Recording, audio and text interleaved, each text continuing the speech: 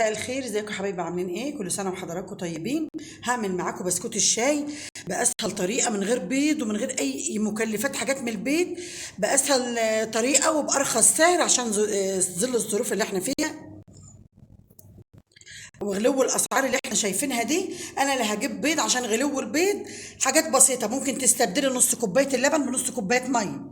انا معايا 3 كوبايات من الدقيق، معايا نص كوبايه لبن، معايا نص كوبايه سمنه على زيت، ممكن سمنه بس وممكن زيت بس الزيت لوحده هينشف البسكوت، لكن السمنه هتخليها طريه وهش. معايا نص كوبايه سكر، معايا رشه ملح، معايا نص معلقه بيكنج باودر، ومعايا كيس فانيليا، وثلاث معالق كبار لبن بودره. لو احنا مش عندنا لبن بودره وعندنا كاستر نحط معلقه كاستر. انا هضرب المكونات السائله كلها مع بعض، اللبن والسمنه والفانيليا مع بعض لغايه ما يبقى عامل زي الفوم كده، يعني يبيض الخليط معايا ويفتح، ونرجع نحطه عندنا ونعجن ونشوف هنعمل ايه. اهم ما في الموضوع، عشان لو ما عندكش لبن ممكن يبقى ميه، ما عندكوش زيت، ما عندكوش سمنه ممكن يبقى زيت. يعني نسهل الامور على نفسنا خالص بسبب الاسعار اللي احنا فيها. هنضرب ده كله في الخلاط وهرجع لكم تاني.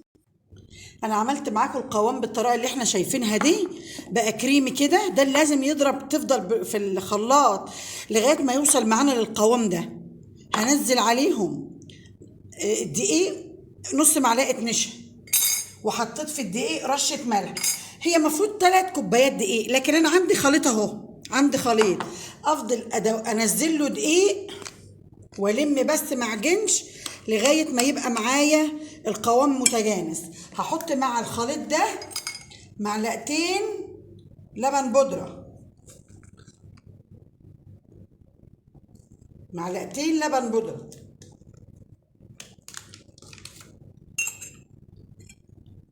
وهقلب. كل ما الاقيه معايا محتاج دقيق ازود. ما هربطش نفسي في 3 كوبايات ولا كوبايتين بنص، لا، انا معايا الماده السايله اهي لغايه ما تجمد معايا وتبقى عجينه، خلاص اوقف على كده. انا عايرت 3 كوبايات دقيق، يعني اللي يغلط في عيار الدقيق عنده الماده السايله لغايه ما تجمد معانا وتبقى عجينه متجانسه تعرف تتمسك.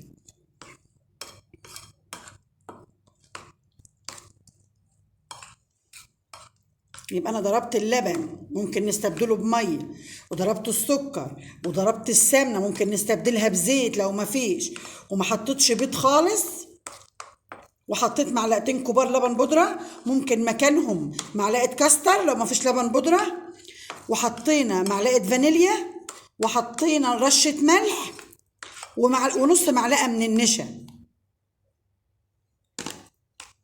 كده انا بزود بالتدريج عشان ما تجمدش معايا.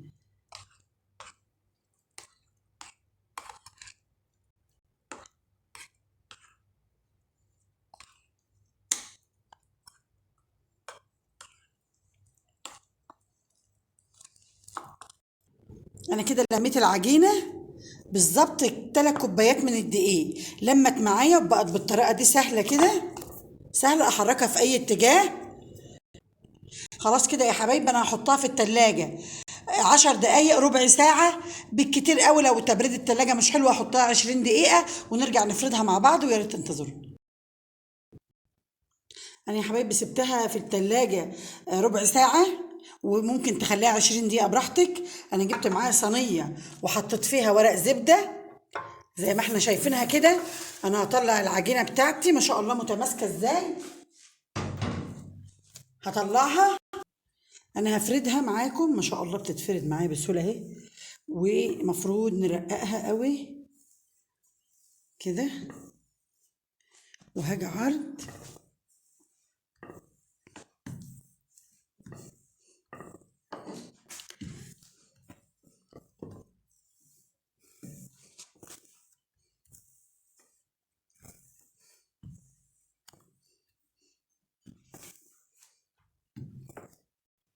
انا فردتها معاكم، هشيل الزايد بس مش هيترمى. الزوايد دي مش هتترمى. انا هعملها تاني، هفردها تاني علشان تطلع معايا العجينة متساوية. يعني أنا هاخد بالتساوي ده كده، يكون انا قطعت وظبطت عندي البسكوت، يكون العجينة التانية دي ارتاحت معايا. هعجنها كده وهسيبها ترتاح في الطبق كده، ومعايا يا سكينة يا قطعة البيتزا، اي حاجة من الاتنين. وهاجي هعمل مثلا كده كده، احدد كده، وطبعا ما انا عايزة حجم البسكوتة امشي عليه، حجم البسكوتة وامشي، وهوريكم في الاخر السمك عامل ازاي. عملت طول هعمله عرض. بسم الله الرحمن الرحيم. كده كده. معايا الصينية حطيت عليها ورقة الزبدة، هي معايا بالسمك اللي انتوا شايفينه ده. هرص هنا كده جنب بعض كده،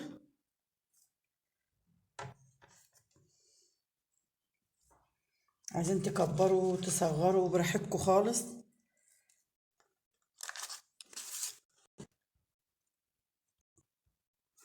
كده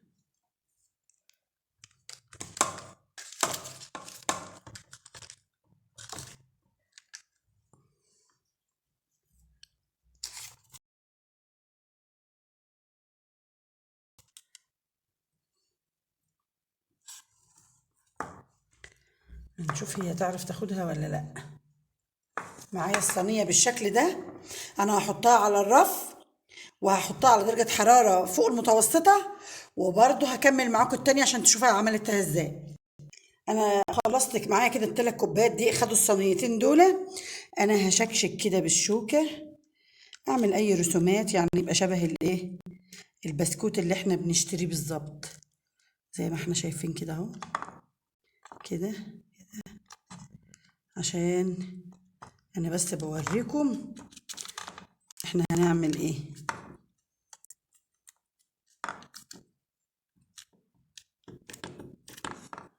حتى يبقى له منظر شكله حلو.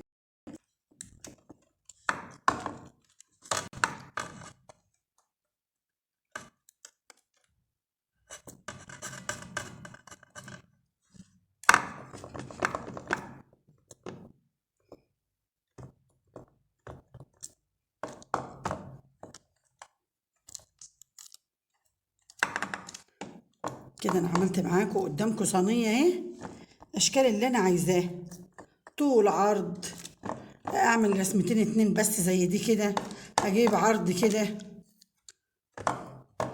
زي ما احب زي ما انا عايزه، الرسومات اللي تعجبني. انا خلصت دي هعمل دي وفي الاخر اوريكم.